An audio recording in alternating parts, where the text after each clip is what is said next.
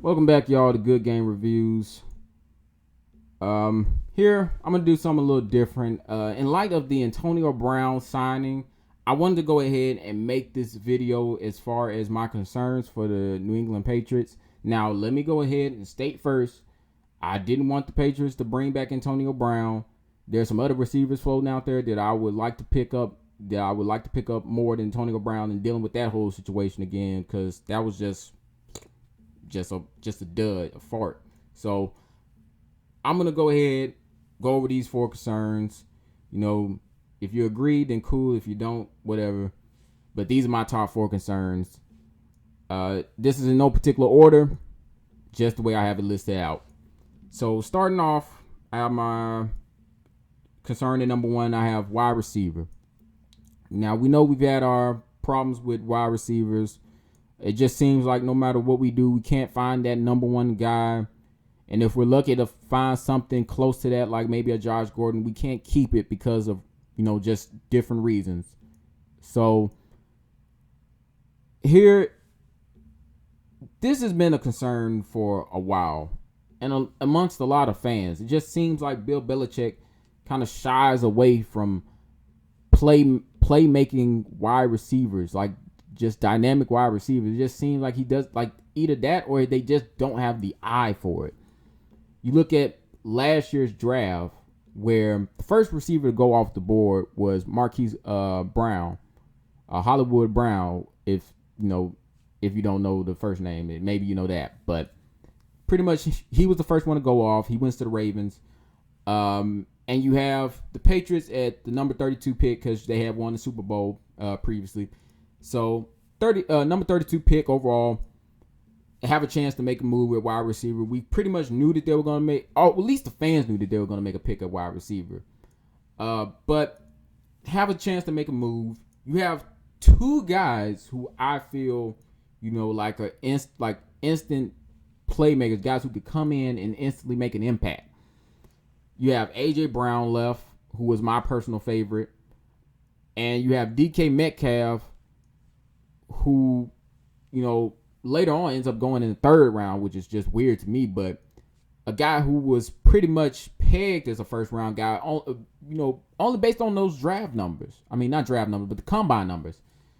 And besides the cone time, I mean, this guy lit it up. He lit it up. He looked like he was pretty much the best guy out there. It just seemed like the size, the speed, combined with it, the hands, it just the movement. Like he just seemed like he had everything going for him besides that 3-cone time.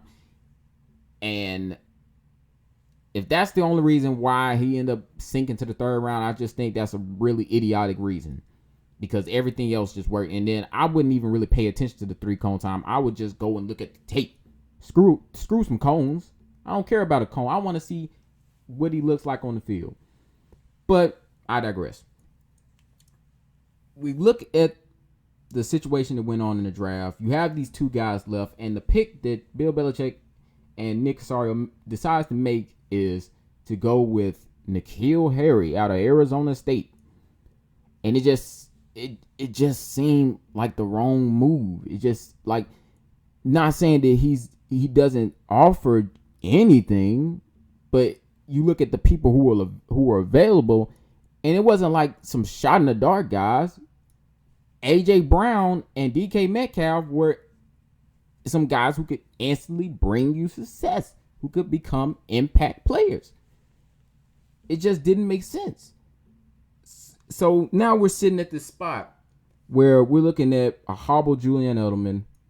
We're looking at N'Keal Harry, who pretty much looks like a bust at this point. And we're looking at Damiere Byrd, a guy who couldn't survive on the Cardinals, couldn't survive with the Panthers, was never a starter in any, any worth it like whatsoever. It just, he wasn't a starter, not even close. And now he's a starter here. He's the top 3 guy over here. So my thing is, they need to make a move, and it can't just be any guy. They can't just bring some some unknown guy off the street for a workout and then sign him to the practice squad. They can't, bring in some number 3 guy or some guy that's just sitting on somebody's depth chart and bring him in, during this trade deadline. They really have to make a push. They have to really try to get a number 1 guy. Because I feel like if any sort of a move that, that they could have made back then, if they would have made that move and would have drafted better or would have made a better free agency signing, I feel like Tom Brady might still be here. That's my honest truth. That is my honest truth. I feel like he might still be here if they made better decisions in that department. But because they didn't, he had to do what was best for him. So I don't think anybody should have any resentment towards Tom Brady. And I see the little jokes that, people put on Twitter as far as like in regards to Tom Brady.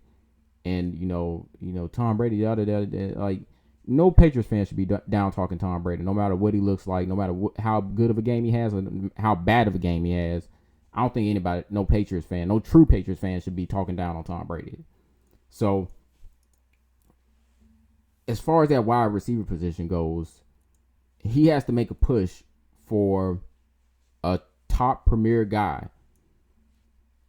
Now, I've heard different, guys who, talk about sports and talk about the Patriots throw out names like Odell Beckham and Antonio Brown, possibly Allen Robinson, even though the Bears seem to be making a playoff push right now, so they might not want to give up Allen Robinson. But I mean, those are like they're kind of some long shots to me. But if the move can be made, if there's a possible way that move can be made, then by all means go after those guys. A guy that I like, Gallup out of Dallas, that could be a good move. I'm not saying that one's pretty fruitful, but I mean not fruitful, but more realistic. Realistic. That's the right word. But I mean, we'll see. But that's the move I think that they should probably make in terms of wide receiver. In terms of tight ends, now another big name that I've kind of heard floating around from different people who talk about the Patriots, Evan Engram. Recently, a guy by the name Patriots Global, he made a video just recently, just today. He put out a video where he was talking about Evan Engram and the Golden Tate and all that stuff. And Evan Engram was pretty much like the name that he was really excited about. Now, Evan Engram, I would like to have him, honestly, but I feel like unless they decide to try maybe putting the tight end on a different side and have him come, because apparently Cam Newton doesn't like throwing to his right. So where they've had Devin Asiasi lined up at, to his right and running flats out on the right, and he just doesn't want to target that area of the field. So I guess in terms he doesn't want to target Devin Asiasi. I mean, it's weird, but I mean, if we're going to just put Evan Engram in the same spot, then we're probably going to get the same results. He's not going to want to target him. And we've seen, based on the numbers so far that we have with the tight ends alone, I mean, Ryan Izzo. Look at Ryan Izzo's numbers. 6 catches, 86 yards, I think. Not good numbers. Like that's good numbers if that was if that was one game. From a tight end, that is a really good game. But for 6 weeks, that is horrible.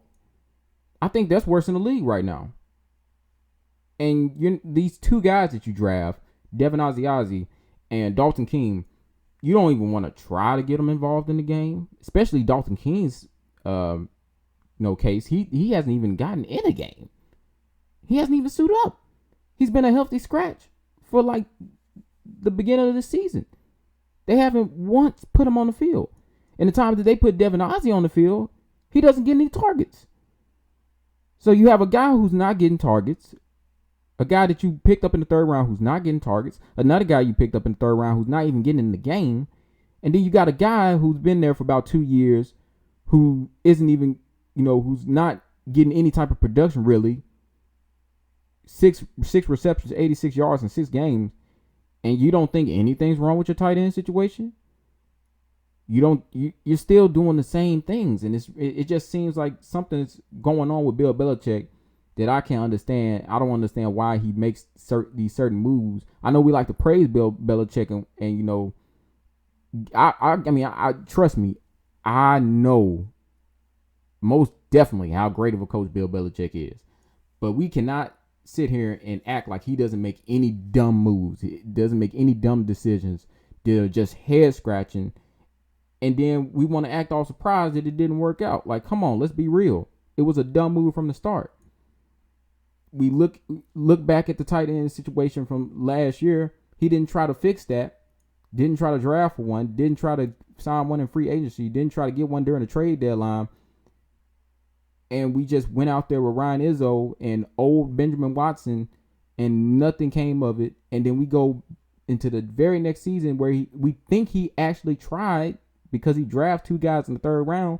And now fast forward, it's week 7, and the 2 guys he drafted have not produced anything for the team. And I don't want to hear that rookie excuse that they're rookies, yada yada. They don't have grasp of the playbook. They should have grasp of the playbook, or at least just be out there and do something.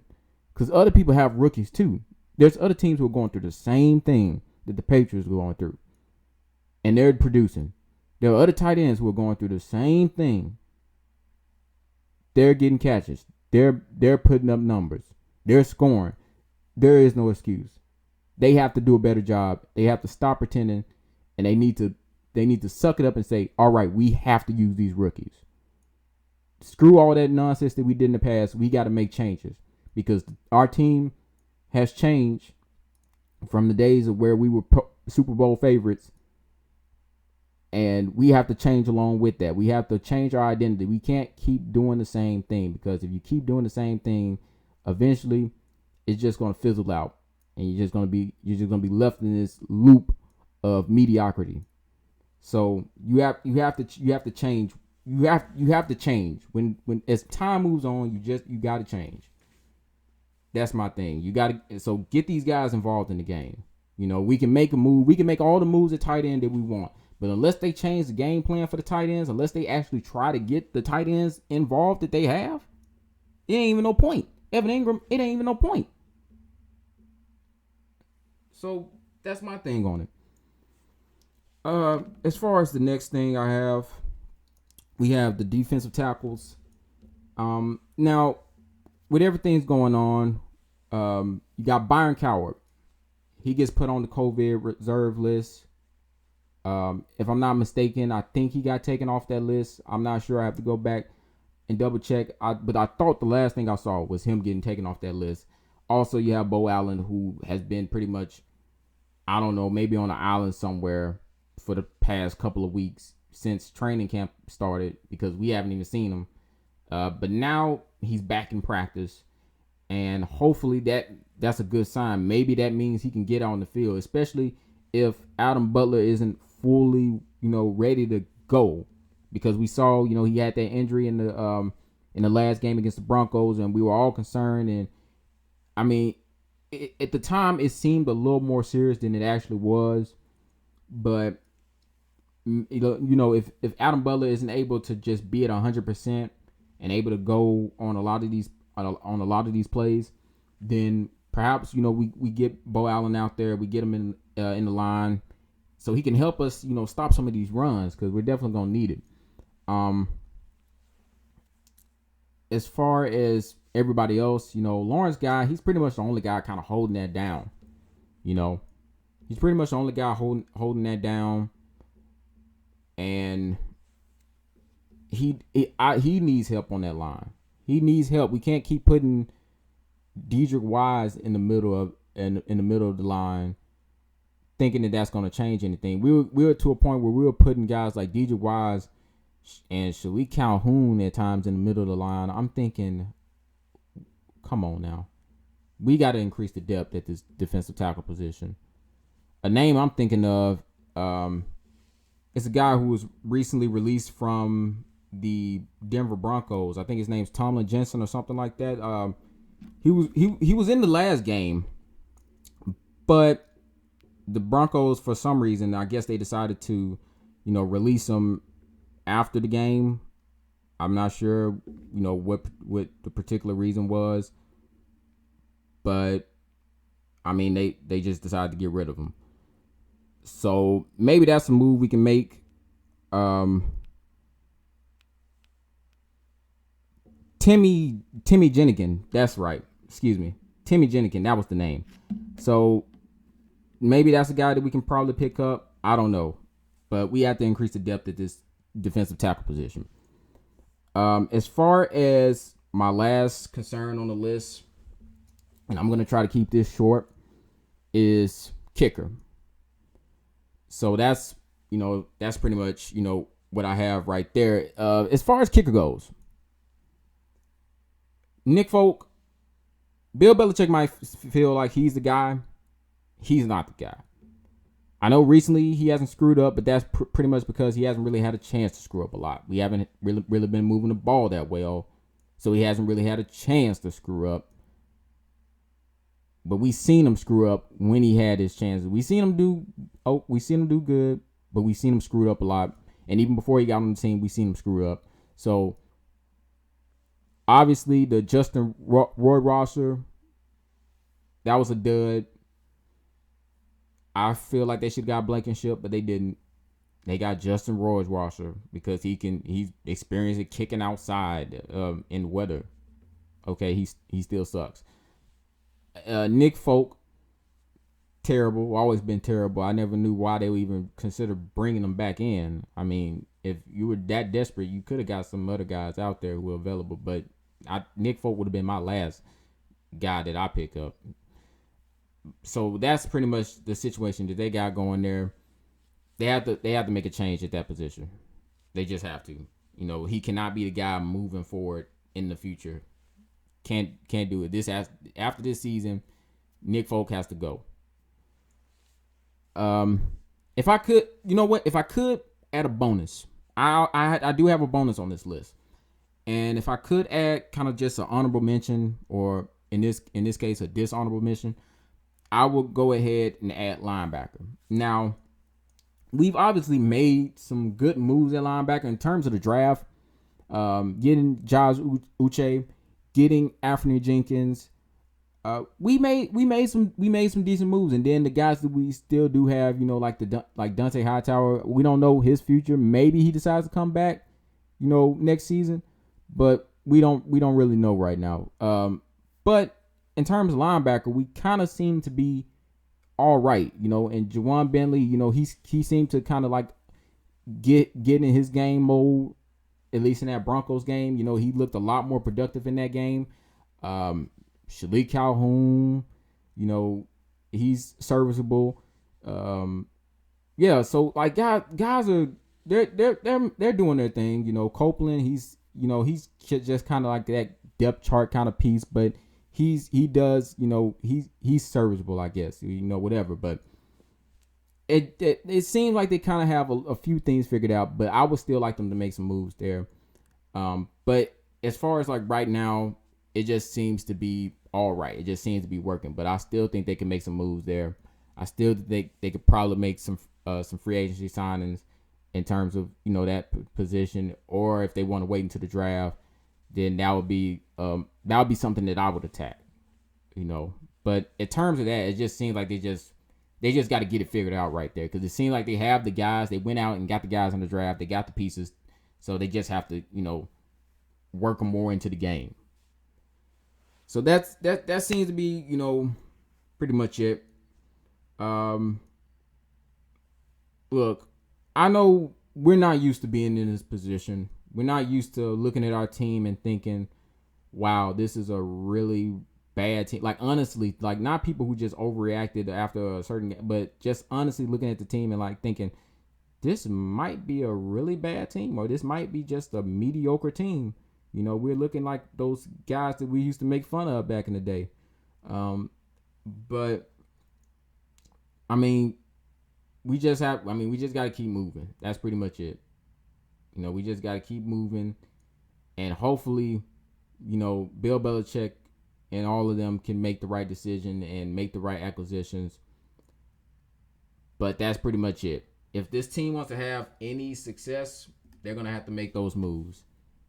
I'm going to say it right now. Come this trade deadline, if they still think that they don't have to make any moves, if they don't think they have to make any changes in terms of personnel, and then they go out into the next game and continue to do the same plays and the same, you know, schemes and whatnot, then pretty much look at it as a rebuilding thing. Look at them as they pretty much giving up, because that's pretty much what it is. That's pretty much what it's gonna be if they still decide to go with the same old, same old. So until next time, you know, like, comment, subscribe, all that good stuff. I'm out.